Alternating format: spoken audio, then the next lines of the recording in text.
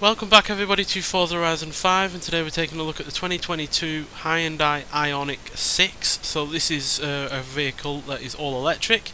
It was started production in July 2022 and it's a 4-door fastback sedan. And Hyundai have put a massive emphasis on aerodynamics for this car to make it as efficient as possible, because obviously you want electric cars to be as efficient as possible, because they typically aren't going to have as much range as, say, a diesel or a petrol car.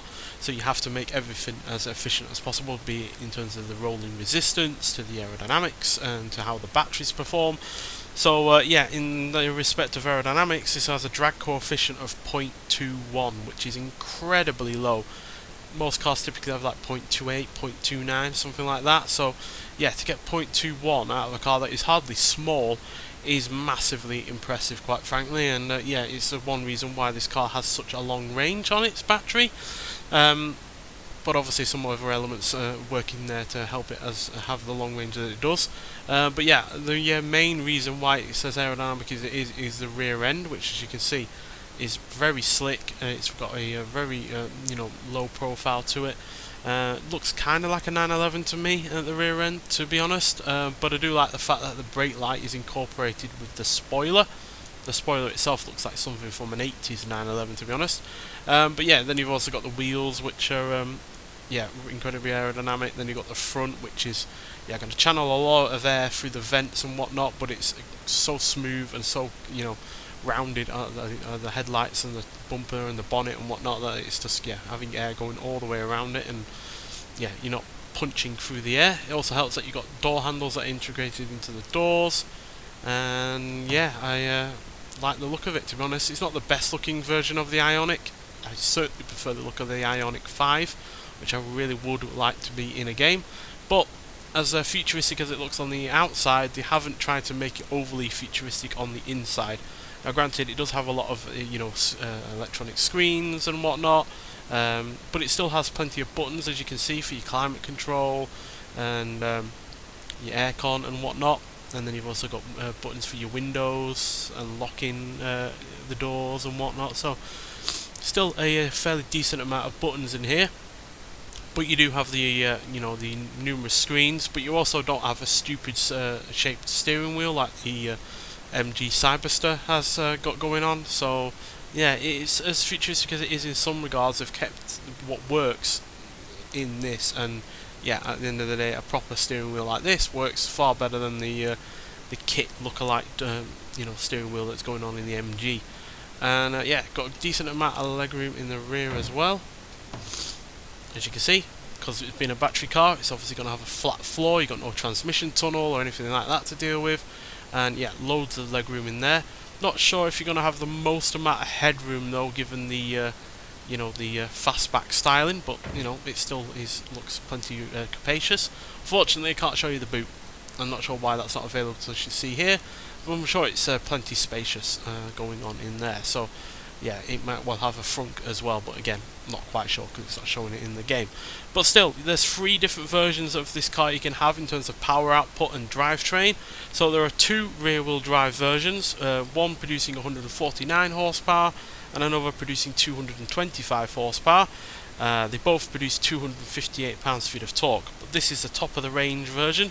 So not only is it the long range version, but it's also an all-wheel drive version, and we have 321 horsepower and 446 pounds-feet of torque from a 77.4 kilowatt-hour battery and an electric motor on each axle. So there is a long range rear-wheel drive version. That is the 225 horsepower version of this, which has the same size battery as this one as well, but it's slower to 60, and even though it has longer range, like I said, it's slower to 60, and being only rear wheel drive, it wouldn't deal with the same kind of conditions that this would be able to deal with. So but I'm sure those other 2 versions are plenty nice enough, but this is definitely the most powerful version, and it shares the same engine, same electric motors and battery pack as the Ioniq 5's most powerful non-N car version has. So it's no difference between this and the Ioniq 5 in terms of general power output, although I would like to see if they put an N version of this out there like they have done with the Ioniq 5.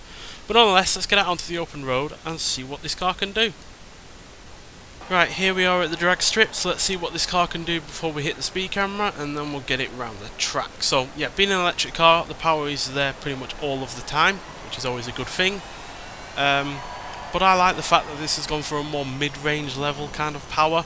They could have obviously gone way higher than this to compete with the likes of the Porsche Taycan or the e-tron from Audi, but they haven't bothered with that. They've gone for a more mid-level spec, and as you can see, it's still able to get up to 120 mile an hour, which is not bad. But yeah, like the MG Cyberster, this is more mid-range level in terms of its power and its its torque and whatnot. So yeah, I'm perfectly fine with the amount of power that this has got going, because at the end of the day, it's still no slouch. So yeah, all good in that regard. And yeah, couple that with the fact it's really rather quite practical. Obviously it weighs a fair bit, but it doesn't feel its weight all of the time, as it weighs 4,530 pounds, which is obviously quite a lot, but it's only a couple hundred, 300 pounds more than the MG. I'm pretty sure that weighed around the same amount as this.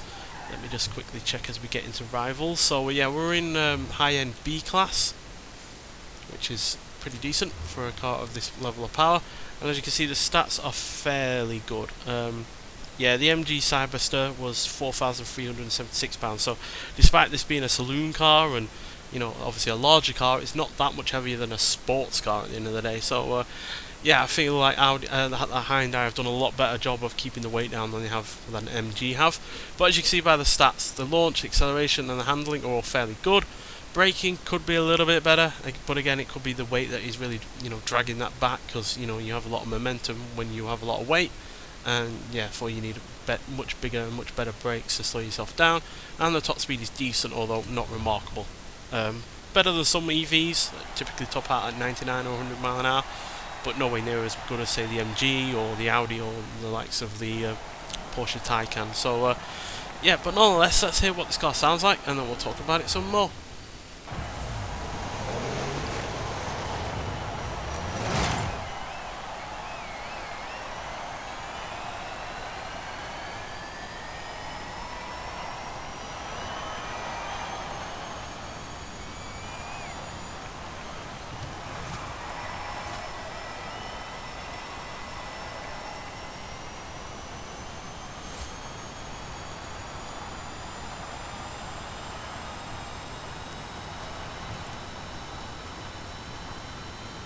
So yeah, I'm going to cut it short a little bit because this is nowhere near as loud as the MG, so there's not really much to hear with this car outside of a little bit of a noise at the beginning, and it seems to quieten down quite a lot as the higher we go in terms of the revs.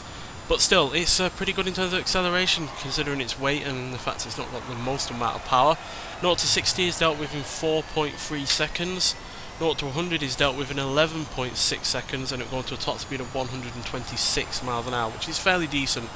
Nowhere near the range kind of topping of other electric saloon cars out there, but still not half bad at all. And the handling is pretty good as well. Like I said, it does feel its weight at times, but especially when it comes to braking. But generally, it's pretty good in terms of handling.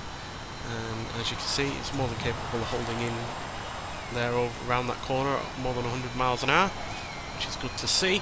And yeah, in terms of range and charging up the batteries and whatnot, it's also good in that regard, as you got about 316 miles of range, which isn't quite as much as the only rear-wheel drive version of this car with the same battery pack, but still, that is plenty enough, quite frankly, especially when you consider it only takes 18 minutes to charge from 10% to 80%. So yeah, 80% of 316 miles is what talking about 360 miles there, 260 miles or thereabouts, so still plenty of charge there, even only at 80%. So yeah, overall I am impressed by this car. No, it's not as good looking as the Ioniq 5, and obviously you have the Ioniq 5N that you could try out as well if you're going to ever get that car, which has like 641 horsepower, something like that. So yeah, that version obviously has the looks and the power, but this still has good looks. It's very efficient.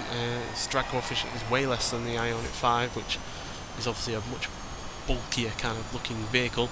And yeah, at the end of the day, this does drive well. And as far as mid-range level electric cars go, it's not like quite as low as your hatchbacks or your mini EVs or anything like that, but neither is it quite as high up as your Teslas and your Audis and your Porsches. But I think Hyundai have struck a really good middle ground with this.